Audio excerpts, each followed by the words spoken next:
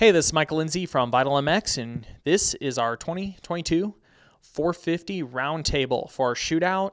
We're going to break these videos up. If you're watching this intro, this might be for the Honda, the Cowie, the Suzuki, the Yamaha, etc. But we have one on each bike because, man, they would be too long to sit down and play through at once. So whatever bike one you're about to watch, check it out. And if you want, check out the others as well to learn everything from this year's shootout. So our third place bike, the KTM 450. Derek, we've been starting on the other end of the table. We'll go with you this time. Yeah, this is actually one of the higher rankings I've given the KTM over the years. Like I said, the gas, if it had that motor, that was the only advantage I felt the KTM had over it. But it was important because it was how I got around the track. You know, I felt like I was working too hard with the gas. Where the KTM just seemed like it had the power. The adjustable maps, I ran the aggressive map too. If I had that option with the gas, it could have been a different story. It just felt, the suspension felt good. I do agree the gas triple clamps gave it more flex, which absorbed some of the impacts better, I felt. But the KTM was all around good. Suspension, handling, motor, it was just a good package, so it fell right in the middle for me. Yeah, I would say the KTM, for me, I ranked it fourth. With the gas, I actually went stiffer on the suspension, both front and rear, and then the KTM, I went a few clicks softer on the fork while a little bit stiffer on the rear.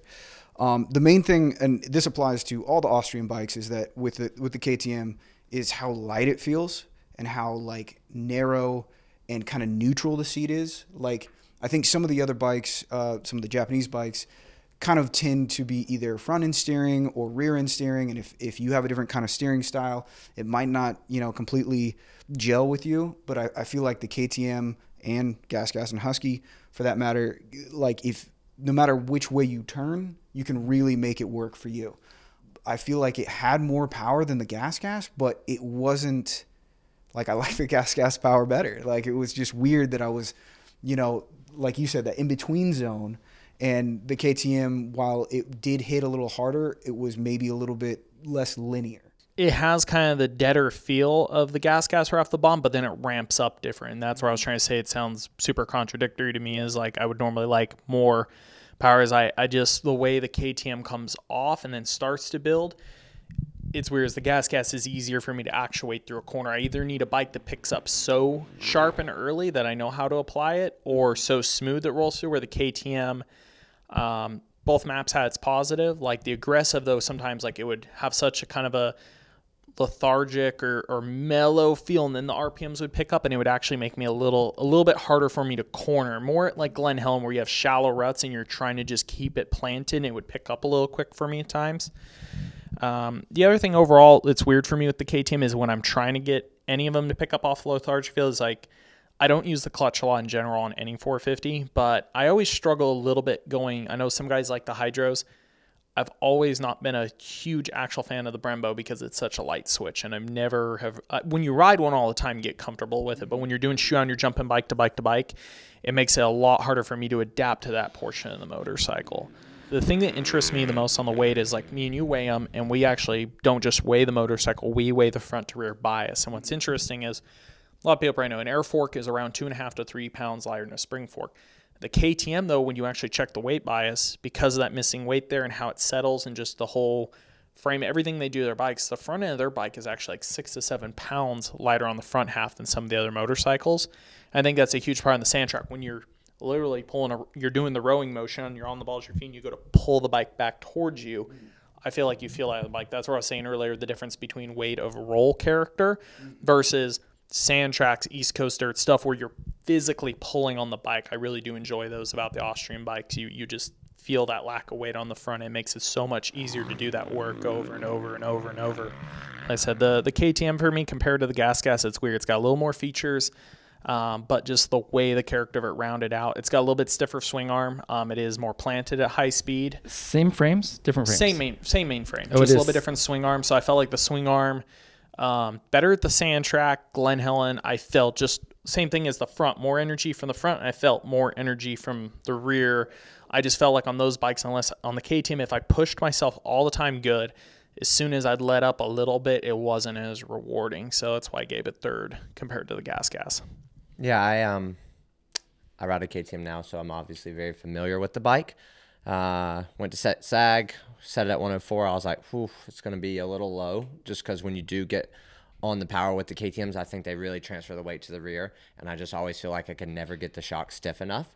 That really wasn't the case right off the bat. I did a lap, and I came in because I went out on the standard map, and for me, like, it didn't pick up, but it got to the rev limiter so quick, which I was not used to. I could not believe how quick it got there, and I just seemed like I was hitting the rev limiter all over the track. So I came in, got him to switch it to map 2, and then went out, and the pickup was better, but it almost seemed through the mid part of it, it kind of ramped up, and like it made you feel like, okay, we're getting going, and then it got to the rev limiter, and it just kind of plateaued. Like I didn't really feel like I kept going, and for me, that was why the gas, I said they did so well on the map, is because I never felt like I was not having a good pickup, and it was not, or it was revving out, where the KTM felt like the pickup wasn't great, but it always seemed to ramp up in the middle and then just kind of fall off. So my comment, just thinking of it technically, would be your first map, the KTM we ran, the airbox cover that's perforated. You get more air. Usually the bike, like the old Husky was, and the gas is right now, it's currently choked off a little more. It takes it longer. Like if you're thinking of the engine as a vacuum, as it's trying to get that air, it revs a little bit slower, where I think the KTM, once you put the perforated airbox on it, it has more air available. It tends to burn through the power a little quicker. It allows it to pull. Yeah. And then this happens to me on most of the bikes. Like, it's funny, as a lot of guys will always go, I like, the standard map or the aggressive map. I feel like not us per se, but I mean, when I talk to people at the track, I always like, hey, have you tried the mellow map? And almost everybody goes, oh, why would I try that? Like, a lot of times the mellower map is a little bit richer in character, and to me, richer maps work better pull through the top. So your first map is probably a little bit richer, and it pulls all the way. That's why it goes through quick, but it probably feels better up at the rev limiter. Where the second map, usually any map that has more of an aggressive hit, is a little bit leaner. And I always feel like the leaner aggressive maps suffer at the very top of bikes. I notice it more on the 250s because you're actually trying to rev out 250s. But I always feel like 250s, you feel them go, and not that they fall off, but you feel them go flat on aggressive maps a little bit. I tried a couple different fork positions. I tried flush to really put the weight all the way on the rear. I tried some weird stuff with it. And then I kind of went back up in the clamps where it was at the standard 5 mil, and tried to raise the sag a little bit. So when I was coming in the corners and under braking, I could really get that front end dive that I was looking for. Because with the air fork, it has that top out feeling, right? So under acceleration, it's good. But then when you really want it in a tight technical section, you can't really get that front end dive that you want, that like initial comfort right at the top. So I felt like with a little bit higher sag and moving the forks at 5, I felt a good balance all the way around the track. The fork had a little bit of high speed twitchiness, but overall it was a great bike. I sit far forward naturally on the bikes under braking and stuff. So standard fork position, like I said, air fork, you have that crust, but if you load it, I felt like it would dive a little. So I tried the same as you. Is actually all the off-stream bikes, I went farther out on the forks to different degrees. The KTM was one I pushed on a little harder. I tried to the next line, and then I tried flush, and it would help the stability. And actually for me, entrance to mid-corner, because the bike actually had such sharp turn-in response, I'd catch myself knifing a little bit, especially under heavy braking.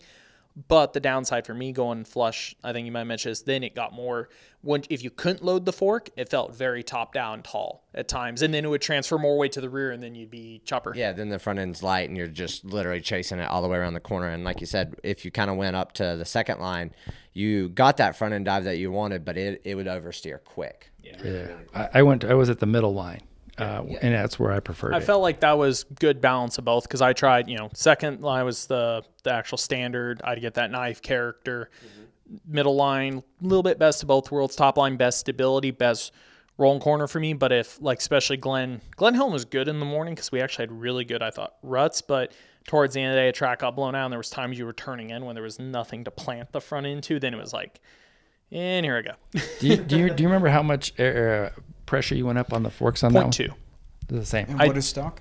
10.7 bar. 10.7 bar. So I went to 10.9. All the bikes I tried it, different, like I said, different degrees of reward. I felt like with the gas, I was perfectly happy with that. Once again, I got enough feel out of the clamps. On the KTM, I did that same adjustment, but then I was chasing it a little bit with clickers to try to get it back more comfortable. And then sand track, I actually liked both air pressure. At Glen Helen, 100% higher pressure was better, mostly for the hills. Sand track, I did both standard pressure with the fork farther out, and that was good. Higher pressure, I could only do if I had the fork more pulled up, because if I went front end tall and higher pressure, then we were talking, I was like, it was so topped out I couldn't get to turn. No. So I will say, like, the KTM has its super positives, but I will say of a lot of the bikes, it was one of the ones I tried the most, like you, the most varying balancings, because I just kind of was chasing little stuff and wanted to see what the bike would do. I never really changed air pressures, whether it be the Husky, Gas, or KTM. I left the stock air pressure. I didn't mind the actual stiffness of the forks. Like, it didn't seem too soft or too stiff to me, but I did find myself playing around with the rebound a little bit more with the KTM, speeding it up, slowing it down, trying to get that feel exactly where I wanted it to in the mid part of the corner when I'm really kind of leaning on that front brake and trusting the front end. So for me, that's why the KTM, you just had to tinker with it a little bit more to get that comfortability where you wanted it. So we'll wrap up the KTM here. It was third on my list. Fourth for me. Third. It was second for me. No, thank you guys all for tuning in and listening to this. Like I said, that's why we do all this. There's a lot of information on each bike here. You can break it down, listen to the bike you're interested in, maybe even ones that you've been on the fence about, go through everything we said. Like I said, we put these out in multiple formats. If you're here, you've probably watched the short and sweet version we already did that was a lot quicker than this. And then if you want to learn more, me and Sean have talked about a lot about horsepower, weights, a lot of those figures. We have an article up on the website you can check out. Should be a link in the bio below. If you're the old school guy and you just want to read all this and not listen to us talk forever on YouTube, that route also works as well. But we'll be kicking off 250 Shootout here in a couple weeks, so stay tuned for more. And thanks for listening.